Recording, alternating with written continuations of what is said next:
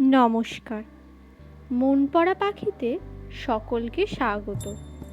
আজ রথযাত্রা উৎসব, তাই রথযাত্রা উপলক্ষে সকলকে অনেক শুভেচ্ছা।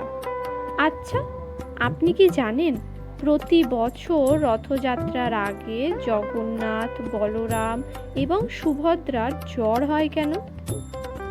অনেকেই জানেন, আবার অনেকেই জানেন না। চলুন আজ সেই ঘটনাটি বলবো। মন দিয়ে শুনবেন, একদম স্কিপ না করে। যতটুকু জানি বা যতটুকু জেনেছি ততটাই আপনাদের সাথে শেয়ার করব। ভিডিওটি ভালো লাগলে অবশ্যই লাইক, কমেন্ট অ্যান্ড সাবস্ক্রাইব করতে ভুলবেন না।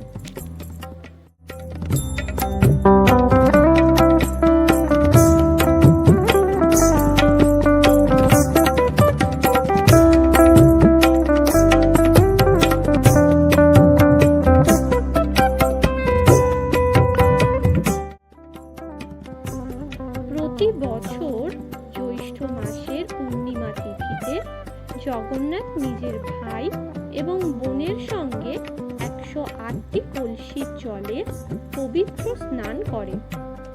অত্যাধিক স্নানের কারণে জগন্নাথ, বলরাম ও সুভদ্রা অসুস্থ হয়ে পড়ে।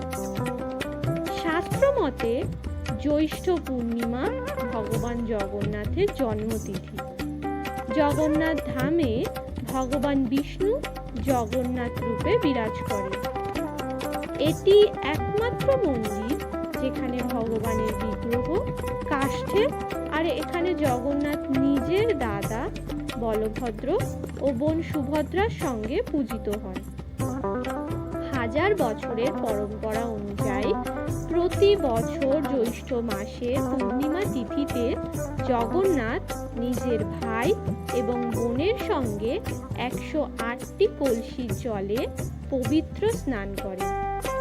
পৌরাণিক ধ্যান ধারণার মতে অত্যাধিক স্নানের কারণে জগন্নাথ, বলরাম ও সুভদ্রা অসুস্থ হয়ে পড়ে, যে কারণে একান্তবাসে থাকতে হয় তাদের।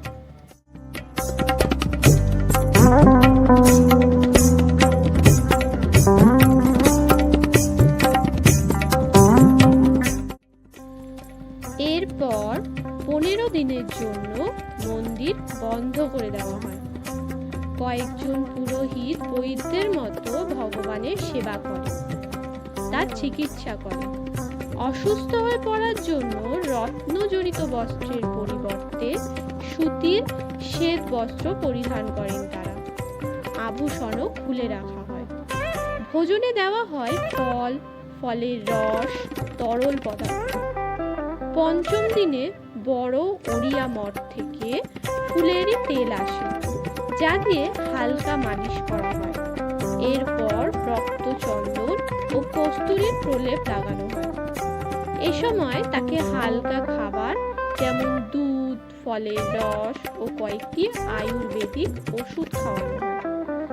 দশম দিনে দশমূলারিষ্ঠের নিম, হলুদ, হরড়, বহেরা, লবঙ্গ ইত্যাদি জড়িবুটির জল দিয়ে নরম মোদক খেতে দেওয়া হয়।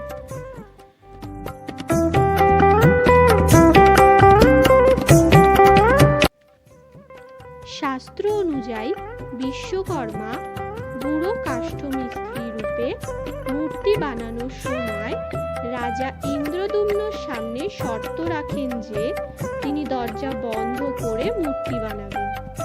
যতক্ষণ না তার মূর্তি বানানো শেষ হচ্ছে, ভিতরে কেউ প্রবেশ করতে পারবে না। তার কাজ শেষ হওয়ার আগে দরজা খুলে গেলে তিনি মূর্তি বানানো ছেড়ে দেবেন।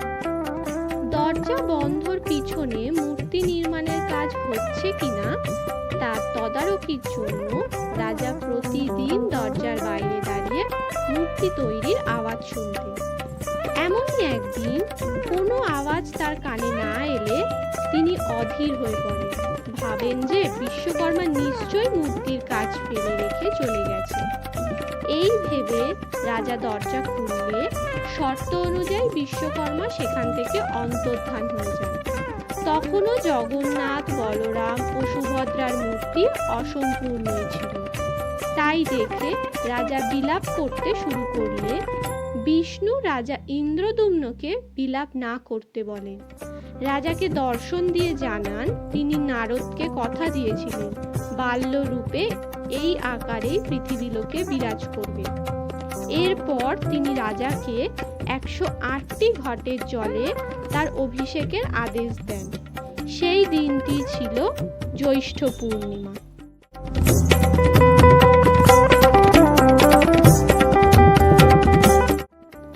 তখন থেকেই এই ধারণা প্রচলিত হয়ে পড়ে যে যদি কোনো বালককে ঠান্ডা জলে অত্যাধিক স্নান করানো হয় তাহলে সে অসুস্থ হয়ে পড়বে। সেজন্য সেদিন থেকে জ্যৈষ্ঠ মাসের অমাবস্যা পর্যন্ত অসুস্থ শিশুর মতো ভগবানের সেবা করা হয়। রথযাত্রার একদিন আগে জগন্নাথ, বলভদ্র ও সুভদ্রা সুস্থ হয়ে উঠলে তাদের মন্দিরের গর্ভগৃহে ফিরিয়ে আনা হয়। এরপর তারা নিজের মাসির সঙ্গে দেখা করতে গন্ডিচা মন্দির যান। এখানে বিভিন্ন প্রকারের ব্যঞ্জন তাকে ভোগে দেওয়া হয়। মাসির বাড়িতে 9 দিন কাটিয়ে পুনরায় মন্দিরে ফিরে আসেন তারা। আর ঠিক এই কারণেই রথযাত্রার আগের 15 দিন জগন্নাথ, বলরাম ও সুভদ্রার জ্বর হয় বলে মনে করা হয়।